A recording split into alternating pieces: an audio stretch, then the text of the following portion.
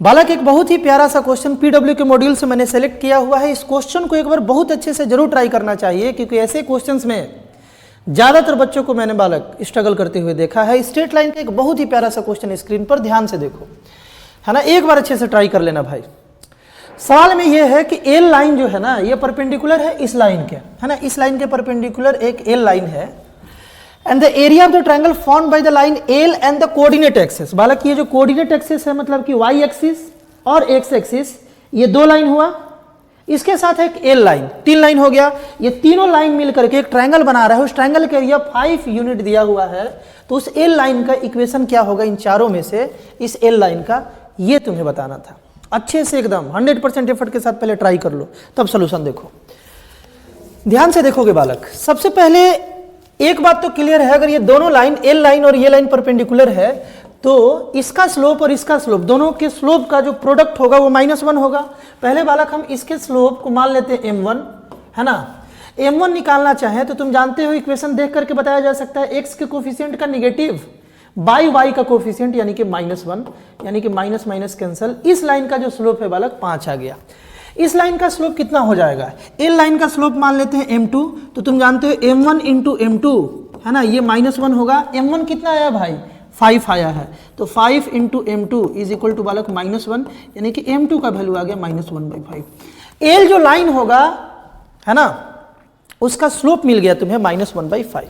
कोई दिक्कत। अब लेट कर लेते हैं मेरे भाई, लेट कर लेते हैं कि एल लाइन का जो y इंटरसेप्ट है, y इंटरसेप्ट, इसको थोड़ी देर के लिए लेट कर लिया जाए, वो c है। मान सकते हैं ऐसा, एल लाइन का y इंटरसेप्ट c मान सकते हैं। तो फिर इक्वेशन क्या बन गया, इक्वेशन बन गया स्लोप इंटरसेप्ट फॉर्म से अगर निकाले तो y is equal to mx plus c होता है बालक, है ना, y is equal to mx plus c, ये होता है अपना y इंटरसेप्ट, ये होता है स्लोप। तो एल लाइन का इस हिसाब से जो इक्वेशन हो जाएगा वो हो जाएगा y is equal to m के प्लेस पर रख लिया जाए इसका स्लोप, यानी कि -1/5x, और यार y इंटरसेप्ट तो हम लोग c ही लिए हैं, तो ये हो गया एल लाइन का थोड़ी देर के लिए माना हुआ इक्वेशन, थोड़ी देर के लिए माना हुआ इक्वेशन, है ना। अब देखो ध्यान से, y इज इक्वल टू, यहाँ से 5 अगर एलसीएम ले लिए, है ना, 5 एलसीएम ले लिए तो -x प्लस 5c हो गया, और ये 5 इधर आया, तो इक्वेशन को थोड़ा सुसज्जित करके लिखा जाए तो यहाँ पर हो जाएगा x प्लस 5y, ये 5 इस साइड आ गया और इसको इधर लाया जाए तो -5c इज इक्वल टू 0। ये बालक इक्वेशन आएगा, है ना। या तुम इसे ऐसे भी तो लिख सकते हो ना, इसे बालक तुम ऐसे भी लिख सकते हो, इज इक्वल टू 5c, ये अपने पास इक्वेशन आएगा, है ना। अब ऑप्शन को देखा जाए तो बालक बस c का वैल्यू निकल जाए तो काम हो जाए, बस c का वैल्यू निकल जाए तो काम हो जाए, बस यहाँ पुट करो और देख लो कौन सा आंसर आ रहा है। तो c का वैल्यू कैसे निकाला जाए, मान लिया जाए भाई, देखो मान लिया जाए, थोड़ी देर के लिए लेट कर लिया जाए कि ये जो है ये एल लाइन है, एल लाइन है, ये वाला जो लाइन है ना ये एल लाइन है। तो एल लाइन और कोऑर्डिनेट एक्सिस मिल करके ये जो एरिया बना रहा है भाई, यही तुमको 5 दिया हुआ है, यह एरिया क्या दिया हुआ मेरे भाई, 5 दिया हुआ है। तो एक काम किया जाए, एक काम किया जाए, इस लाइन का y इंटरसेप्ट निकाल लिया जाए और x इंटरसेप्ट निकाल लिया जाए, इससे एरिया निकालने में आसानी हो जाएगा मेरे भाई, एरिया निकालने में आसानी हो जाएगा। देखो स्लोप निगेटिव था, स्लोप बालक इस लाइन का एल लाइन का निगेटिव था, तो जाहिर सी बात है रफली अगर बनाओगे तो कुछ ऐसा ही लाइन बनेगा, है ना, ऑब्ट्यूज एंगल बनेगा। स्लोप निगेटिव हो तो लाइन का, लाइन जो बनता है बालक वो एक्स एक्सिस के साथ ऑब्ट्यूज एंगल बनाता है, ये बात तो क्लियर होगा।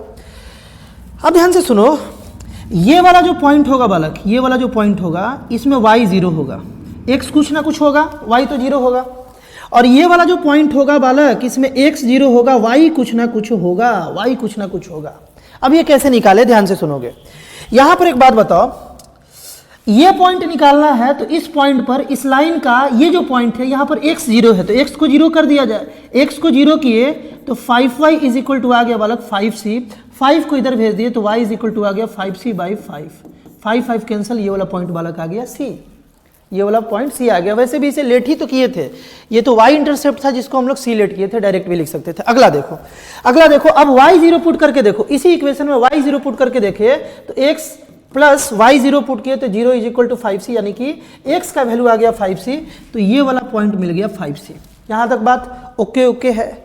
आगे देखो, अब क्या तुम इस ट्रायंगल का एरिया जो 5 दिया है, इस ट्रायंगल का area 1/2 into base into height नहीं लिख सकते हैं क्या वाला, 1/2 इंटू बेस इंटू हाइट लिख सकते हैं, यानी कि एरिया हो गया 1/2 इंटू बेस, बेस कितना है 5c, है ना, बेस यहाँ से लेकर के यहाँ तक का लेंथ 5c ही तो है, एक्स कोऑर्डिनेट ही तो है, तो यानी कि 5c हो गया। और इनटू हाइट, हाइट कितना है बालक, ये वाला यानी कि y कोऑर्डिनेट यानी कि c बालक। यहाँ तक बात ओके है। आगे देखो, ये 5 और ये 5 वाला कैंसल, इस 2 को इधर भेजे तो c square is equal to आ गया 2, यानी कि c आ गया प्लस माइनस रूट टू। अब तो बता सकते हो ना कि लाइन का इक्वेशन क्या था, उस एल लाइन का इक्वेशन। एल लाइन का मेरे भाई जो इक्वेशन था वो हम लोग ये लेट किए थे। एल लाइन का जो इक्वेशन था ये था, जिसमें हम लोग x प्लस 5y तो ठीक है ना, इज इक्वल टू c के प्लेस पर जो c का वैल्यू आया ये पुट कर दिया जाए तो 5, और c का वैल्यू आया है प्लस माइनस रूट 2, यानी कि ये इक्वेशन हो जाएगा x plus 5y plus minus 5 root 2, ये हम लोग पुट कर दिए प्लस माइनस रूट 2।